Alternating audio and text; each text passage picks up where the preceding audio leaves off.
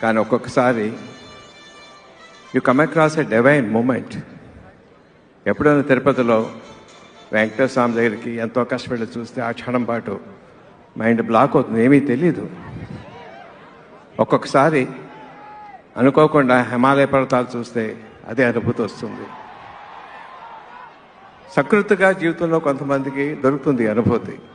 But ఈ cinema తాలూకు ఒక యాక్షన్ 30 నిమిషాలు లెంత్ ఉంది. ఆ యాక్షన్, అది యాక్షన్ అన్నా, కథ అన్నా, ఆవేశం అన్నా, ఎమోషన్ అన్నా తెలియటం లేదు నాకు. అలా చూస్తూ ఉండిపోయాను. మహేష్ బాబు తాలూకు విశ్వరూపం దాంట్లో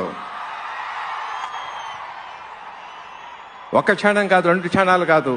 అదా డబ్బింగ్ లేదు, వెనకాల సీజీ లేదు, రీ రికార్డింగ్ లేదు. అయినా సరే మంత్రముగ్ధం చేసి కట్టి పడేసింది అది. నన్ను మర్చిపోలేను. మీరు కూడా అనుభూతి పొందుతారు.